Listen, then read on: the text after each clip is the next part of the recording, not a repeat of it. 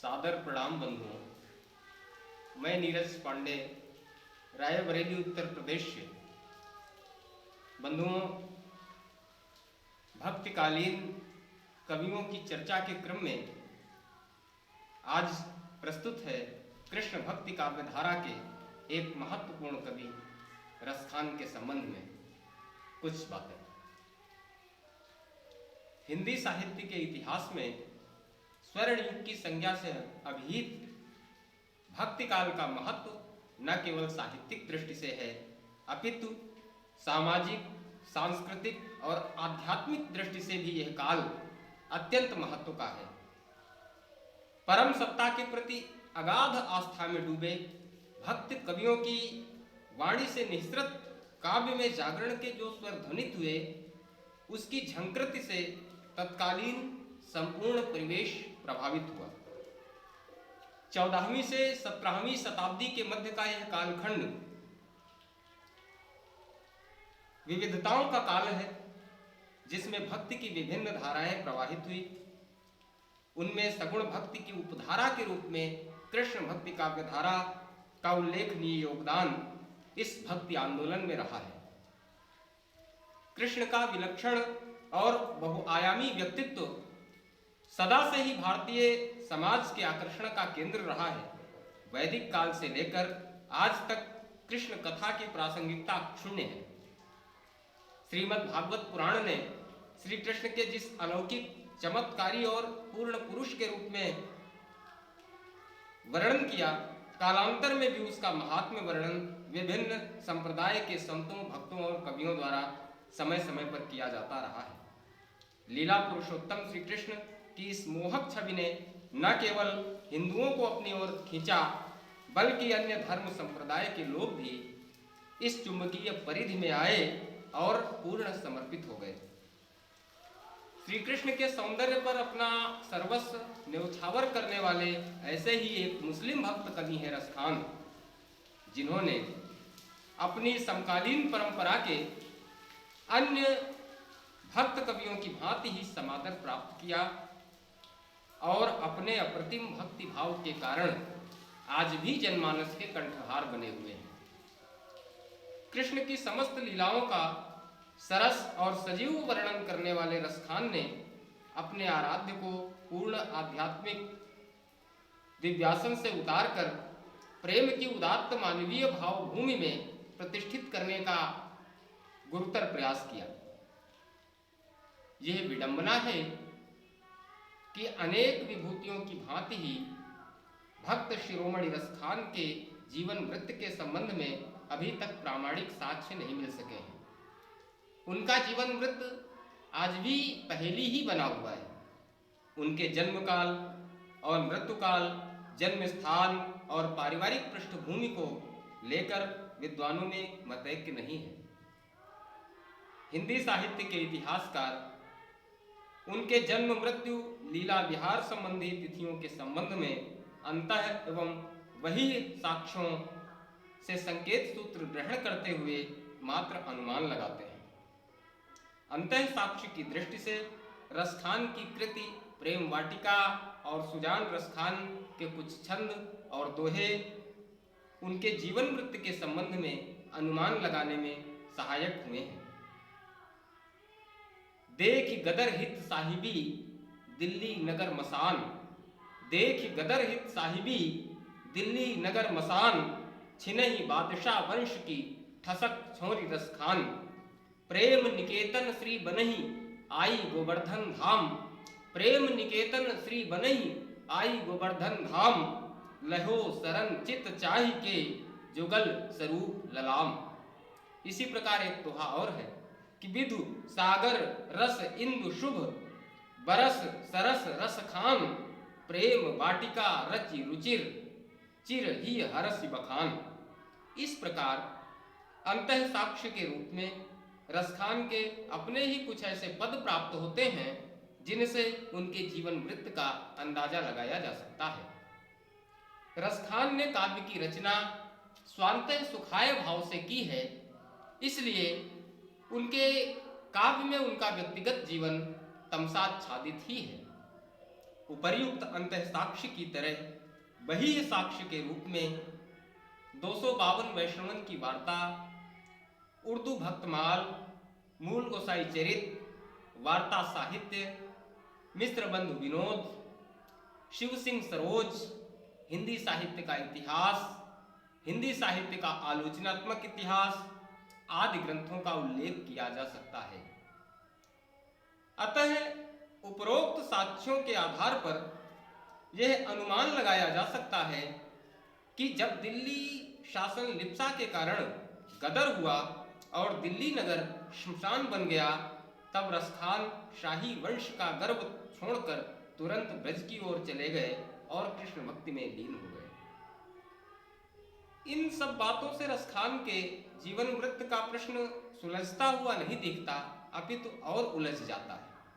रसखान का अभिप्राय किस गदर से है और यह गदर कब हुआ इत्यादि बहुत से सवाल खड़े हो जाते हैं, जिनका समाधान करने की कोशिश करते हुए विद्वान अपने अपने ढंग से अनेक तरह के मत व्यक्त करते हैं, जिससे यह निष्कर्ष निकलता है कि यह वही सूर्यवंशीय पठान थे जिनके शासन का उदय शेर शाह सूरी के शासन के साथ हुआ और अंत 1555 ईस्वी में इब्राहिम खां और अहमद खां के पारस्परिक कलह के कारण हुआ था।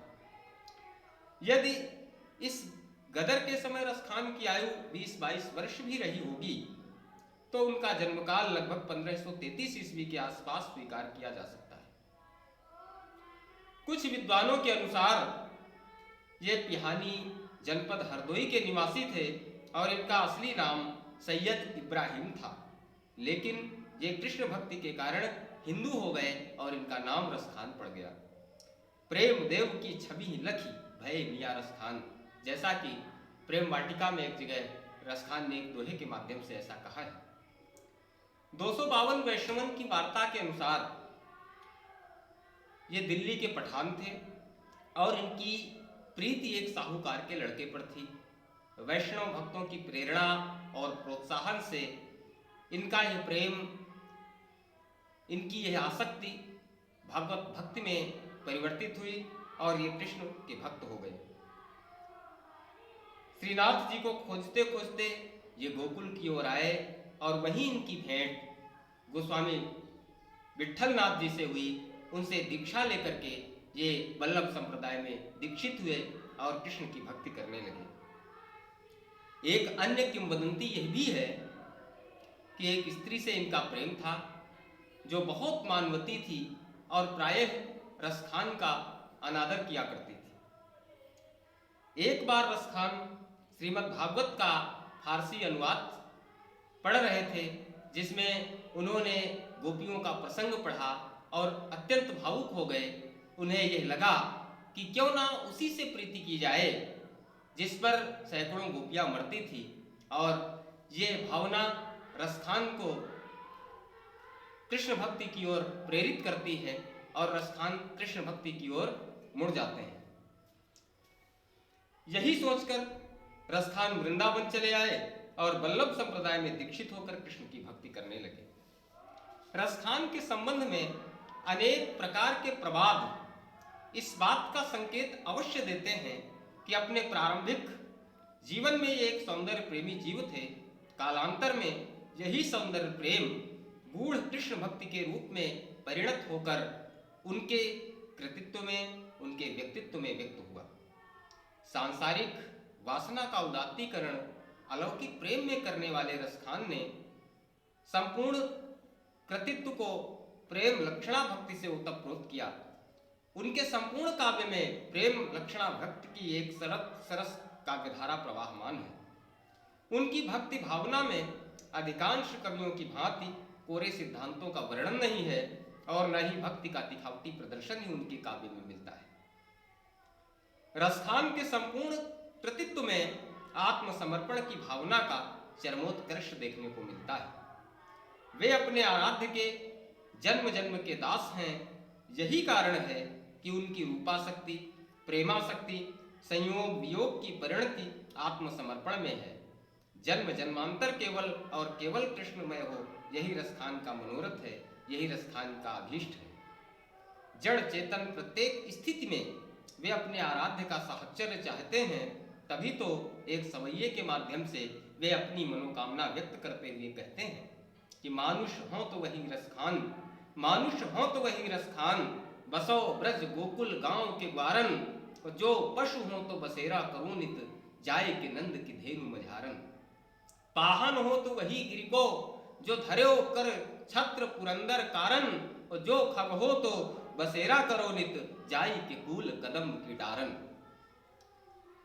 वल्लभ संप्रदाय में दीक्षित रसखान का काव्य उनके समकालीन अन्य कृष्ण भक्त कवियों की तरह ब्रज भाषा में रचित मुक्तक काव्य है। सूर की भांति उन्होंने भी अपनी कविताओं के माध्यम से ब्रज भाषा को एक साहित्यिक गरिमा प्रदान की।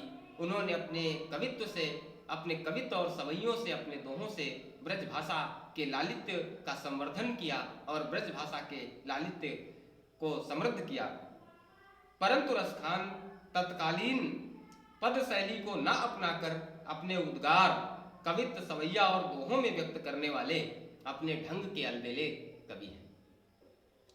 सरस, सरल, कोमलकांत पदावली, अलंकारों से युक्त स्वाभाविक और चित्ताकर्षक कविताएं, जिनमें मनोहारी भाव व्यंजना और हृदय स्पर्शी रस व्यंजना के दर्शन होते हैं। शब्दाडंबरों से रहित उनकी कविताओं में भाव गांभीर्य कूट कूट कर भरा हुआ है। कवि होने से पहले वे एक भावुक व्यक्ति हैं और अपने आराध्य के प्रति परम आसक्त प्रेमी। श्री कृष्ण का माधुर्य सदैव उनके चित्त पर अपनी अमिट छाप छोड़ता है। उसके रूप पर सम्मोहित होकर वे अपनी शुद्ध बुद्ध खो देते हैं।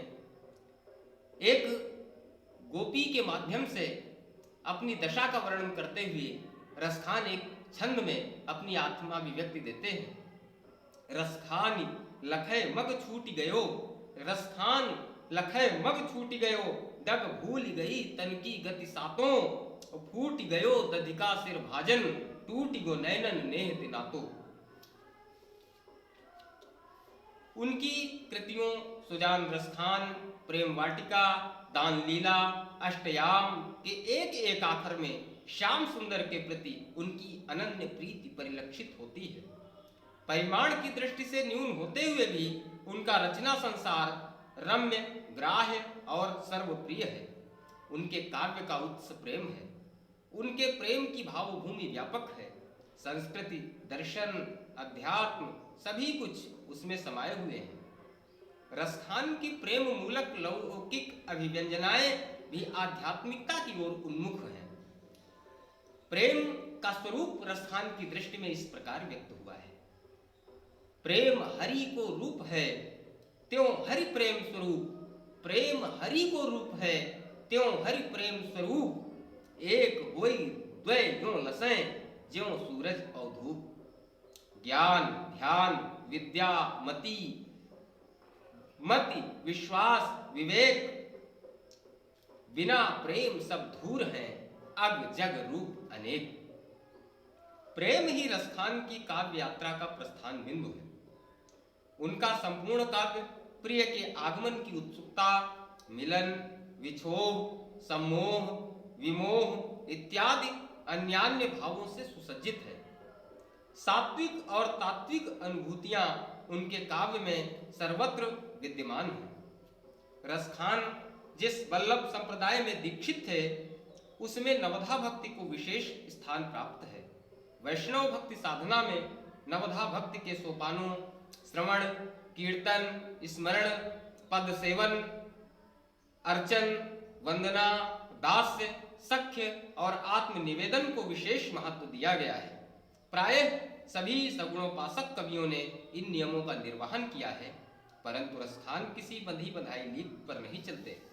वे स्वच्छंद प्रेमोन्मत्त कवि हैं, अतः उनके काव्य में माधुर्य भक्ति ही अधिक दिखाई देती है। माधुर्य भक्ति के तीनों अंग रूप वर्णन, विरह वर्णन और पूर्ण आत्मसमर्पण रसखान के काव्य में विद्यमान है। रूप वर्णन का एक सवैया दृष्टव्य है। कुल, कानन, कुंडल, मोर, पखा, उर्मे बनमाल विराजती है। कल कानन कुंडल मोर पखा, उर्मे बनमाल विराजती है। मुरली कर में अधरा मुस्कान, तरंग महा छवि छाजती है। रसखान लखें तन पीत पटा, सन दामिन की दुति लाजती है। वह बांसुरी की धुनि कान परे, कुलकान हियो तज भाजती है। इसी प्रकार श्री कृष्ण की बाल लीला का वर्णन, श्री कृष्ण की बाल छवि का वर्णन करते हुए रसखान का एक बहुत ही प्रसिद्ध सवैया है, जो इस प्रकार है। धूरी भरे अति शोभित श्यामजू, तैसी बनी सिर सुंदर चोटी। धूरी भरे अति शोभित श्यामजू, तैसी बनी सिर सुंदर चोटी। खेलत खात फिरे अंगना, पग बाजती पैंजनी पीरी कछोटी। वाह छवि को रसखान विलोकती, वारत काम कला निज कोटी। और काग के भाग बड़े सजनी, हरि हाथ से ले गयो माखन रोटी। इसी प्रकार रसखान ने विरह वर्णन भी अत्यंत मार्मिक ढंग से किया है। एक विरहिणी की दशा का वर्णन रसखान ने इस सवैये में किया है, जो दृष्टव्य है। बाल गुलाब के नीर उसीर सो, पीर न जाई हिये जिन ढारो। बाल गुलाब की नीर उसीर सो, पीर न जाई हिये जिन ढारो। कंज की माल करो जो बिछावन, होत कहाँ पुनि चंदन गारो। ऐते इलाज विकाज करो, रसखान को काहे को जारे पे जारो। तो चाहती हो जो जीवाओ यो पटू, तो दिखाओ बड़ी बड़ी आँखिन वारो। यद्यपि रसखान ने प्रेम का शुद्ध भारतीय स्वरूप वर्णित किया है, परंतु प्रेम मार्गी कवियों का सूफियाना रंग भी उनकी कविताओं में जदा कदा देखने को मिलता है। सूफियों की भांति रसखान के प्रेमी का रूप भी बड़ा व्यापक है। सृष्टि के प्रत्येक कण में उस सत्ता का प्रभाव परिलक्षित होता है। तभी तो रसखान एक दोहे में कहते हैं कि वही बीज अंकुर वही, वही बीज अंकुर वही, वही एक आधार। डाल पात फल फूल सब, वही प्रेम सुख सार। कारज कारण रूप यह प्रेम आहे रसखान। कारज कारण रूप यह प्रेम आहे रसखान। कर्ता कर्म क्रिया करण, आप ही प्रेम बखान। वे अपने आराध्य को प्रेम के रूप में ही ग्रहण करते हैं और उसके दर्शन के लिए उनमें सदैव आतुरता बनी रहती है। अपने प्रेमी की एक झलक पाने के लिए वे सदैव अपना सब कुछ दांव पर लगाने के लिए तैयार रहते हैं। उन्होंने आत्म सुख की अनुभूति का वर्णन कुछ इस प्रकार किया है। बैन वही उनके गुण गाई जो, बैन वही उनके गुण गाई जो।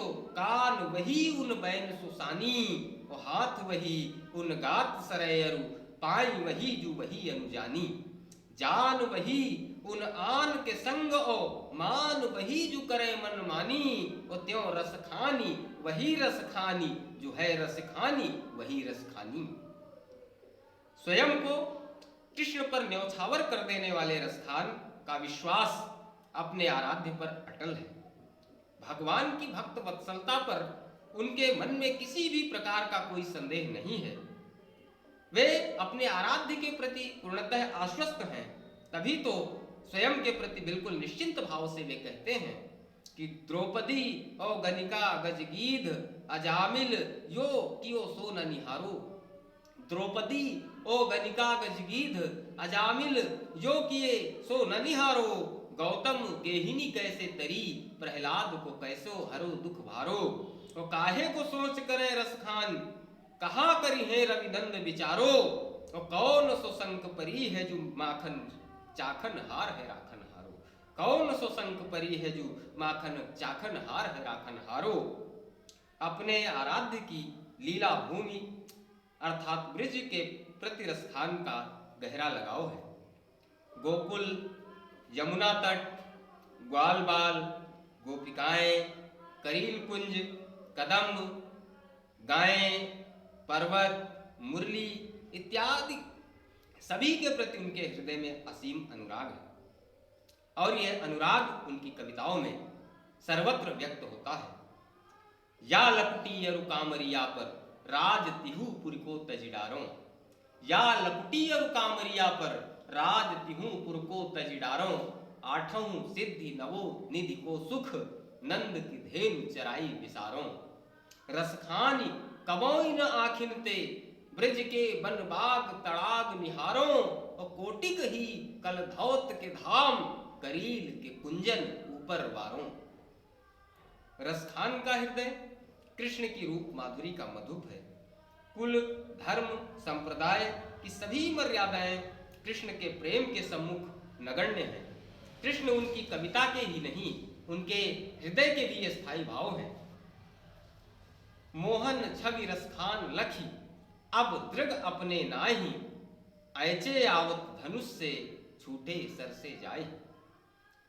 रसखान के कृष्ण सच्चित आनंद स्वरूप हैं। वे पार ब्रह्म परमेश्वर हैं। उनकी लीला का पारावार अपार है, जिसकी थाह लगा पाना बड़े बड़े ज्ञानियों के वश की बात नहीं है। वे बड़े बड़े ज्ञानियों के लिए भी रहस्य हैं, परंतु सरल सहज और निश्चल प्रेमियों के लिए सदैव सुलभ और प्राप्य। शेष गणेश महेश दिनेश सुरेशहु जाहि निरंतर ध्यावें। शेष गणेश महेश दिनेश सुरेशहु जाहि निरंतर ध्यावें, और जाहि अनादि अनंत अखंड अछेद अभेद सुवेद बतावें। नारद से शुक व्यास रहे, पचिहारे तऊ पुनि पार न पावें, और ताहि अहीर की छोहरिया, छछिया भरी छाछ पे नाच नचावें। रसखान के काव्य में सच्चे प्रेम की पराकाष्ठा है, जो उनके हृदय के अनुभवों की सुंदर अभिव्यक्ति है। रसखान का अगम अगोचर ब्रह्म अपने साकार स्वरूप में प्रेम के वशीभूत होकर ब्रज भूमि पर किस तरह अपनी शाश्वत शक्ति स्वरूपा एवं आह्लादनी राधा रानी के चरण दबा रहे हैं, इसका वर्णन बहुत ही सुंदर ढंग से एक सवैये में किया गया है। ब्रह्म में ढूंढ्यो पुराणन गानन, वेद ऋचा सुनि चौगुने चायन। ब्रह्म में ढूंढ्यो पुराणन गानन, वेद ऋचा सुनि चौगुने चायन। देखो सुन्यो कबहू न कितू, वह कैसे स्वरूप वो कैसे सुभायन। टेरत हेरत हारि पर्यो, रसखानी बतायो न लोग लुगायन। वो देखो दियो वह कुंज कुटीर में, बैठो पलोटत राधिका पायन। यद्यपि रसखान का अनुरागी चित्त श्री कृष्ण के प्रति पूर्ण समर्पित है, परंतु अन्य देवी देवताओं के प्रति भी उनके मन में आस्था का अपार भाव है, जो उनके औदार्य का परिचायक है। सुजान रसखान में ऐसे भी कुछ सवैये और कवित्त हैं, जिनमें अन्य देव देवियों की महिमा का गान पूरी श्रद्धा के साथ किया गया है। कृष्ण और शिव को एक समझते हुए रसखान द्वारा रचित हरिशंकरी दृष्टव्य है। एक और किरीट लसय, एक और किरीट लसय, दूसरी दिशी नागन के गन गाजतरी। एक और किरीट लसय दूसरी दिशी नागन के गन गाजतरी। मुरली मधुरी धुनि ओठन पे, उत डामरु नाद से बाजतरी। रसखानी पितंबर एक कंधा पर, एक बघंबर छाजतरी। अरि देखूं संगम लय बुड़की, निकसे यह भेष विराजतरी। इसी प्रकार भगवती भागीरथी के महात्म का वर्णन करते हुए रसखान अपनी समन्वयवादी भाव दृष्टि का परिचय देते हैं।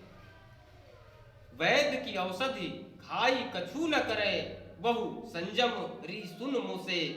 और तौ जल पान कियो रसखानी, सजीवन जान लियो रस्तो से।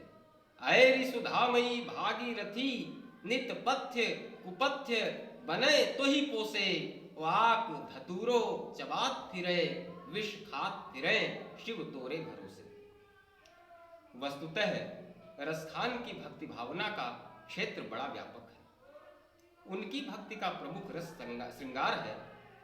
वात्सल्य का भी यत्र तत्र किंतु प्रभावी वर्णन करके महाकवि सूर और तुलसी के समकक्ष रसखान खड़े दिखाई देते हैं। उनके कृष्ण उनकी भक्ति भी हैं और उनके प्रेम भी। भक्ति और प्रेम का स्थूल विभाजन रसखान के यहाँ नहीं है। उनके काव्य में समन्वय का विराट भाव है। उनका काव्य कर्म सायास न होकर नैसर्गिक और निश्चल है। उनको समझने के लिए हृदय की आवश्यकता नहीं पड़ती है। उनको समझने के लिए हृदय की आवश्यकता पड़ती है, मस्तिष्क की नहीं। रसखान के हृदय स्रोत से फूटे झरने जैसे कवित्व और सवैये सरसता, शीतलता और तृप्ति प्रदान करने वाले हैं। रसखान अपने समय के प्रचलित मार्ग पर भी चलते हैं और आवश्यकता अनुसार अपना मार्ग स्वयं भी प्रशस्त करते हैं। उन्होंने शास्त्रीय नियमों की अपेक्षा भाव को ही सर्वत्र महत्व दिया है। कृष्ण काव्य को उन्होंने जिस कवित्व और सवैया शैली से जोड़ा, उसे परिवर्ती रीतिकालीन कवियों ने अपनाया। उनके भावों और शब्दों की सरसता अनुपम है। जनमानस में अपनी लोकप्रियता से वे इतने सुप्रसिद्ध हुए कि लोग आज भी उनके सवैयों को रसखान के नाम से पुकारते हैं। वास्तव में वे रस की खान ही हैं। उन्होंने अपने व्यक्तित्व और कृतित्व को श्याम रंग में इस तरह रंगा कि आज भी वे भारतीय समाज में आदर की दृष्टि से देखे जाते हैं। श्रीमद् भागवत कथा के मंचों पर व्यासपीठ पर आसीन कथावाचकों द्वारा रसखान निरंतर उद्धृत होते रहते हैं। जाति, धर्म, संप्रदाय से ऊपर उठकर उन्होंने मनुष्यता को सींचा है। मध्यकालीन अन्य मुस्लिम कवियों से रसखान बिल्कुल अलग खड़े दिखाई पड़ते हैं। तत्कालीन अन्य मुस्लिम कवियों का संबंध अपने धर्म से बना रहा, परंतु रसखान जब कृष्ण के समीप आए तो उन्हीं के हो गए। कृष्ण की लीला भूमि उन्हें बैकुंठ और क्षीर सागर से भी अधिक प्रिय है। तभी तो अपना संपूर्ण जीवन वे ब्रज की रज में व्यतीत करते हैं और उनकी इह लीला का समापन भी यही होता है। मथुरा जनपद के महावन में स्थित रसखान की समाधि आज भी उनके अप्रतिम भक्तिभाव का स्मरण कराती है। सहज, समर्पण, अखंड विश्वास और अनन्य निष्ठा की दृष्टि से रसखान भक्तिकाल की अमूल्य निधि है। वस्तुतः उनका दर्शन प्रेम का दर्शन है। उनका प्रेम मनुष्य में मानवता के संस्कार भरता है और संस्कृति को एक व्यापक आधार देता है। भाव, भाषा, शिल्प सभी दृष्टियों से रसखान का काव्य इतिहासकारों और आलोचकों द्वारा सदैव सराहा गया है। आधुनिक सामाजिक परिप्रेक्ष्य में रसखान का काव्य अत्यंत प्रासंगिक है। प्रेम के वास्तविक स्वरूप को व्यंजित करके उन्होंने न केवल संकीर्णता के दायरों को तोड़ा, अपितु आज भी समन्वय के कीर्ति स्तंभ बनकर हमारे समक्ष खड़े दिखाई देते हैं। मनमोहन के प्रति सहज समर्पण और दीवानगी के कारण कृष्ण भक्ति काव्य परंपरा में रसखान का नाम सदैव बड़ी श्रद्धा और आदर के साथ लिया जाएगा। वे भारतीय जनमानस द्वारा सदैव श्रद्धा की दृष्टि से देखे जाएंगे। भारतेंदु बाबू हरिश्चंद्र ने रसखान के लिए ठीक ही कहा है, इन मुसलमान हरिजनन पर कोटिन हिंदू वारिये। बहुत बहुत धन्यवाद, बहुत बहुत प्रणाम, बहुत बहुत आभार। जय हिंद, जय भारत, राधे राधे।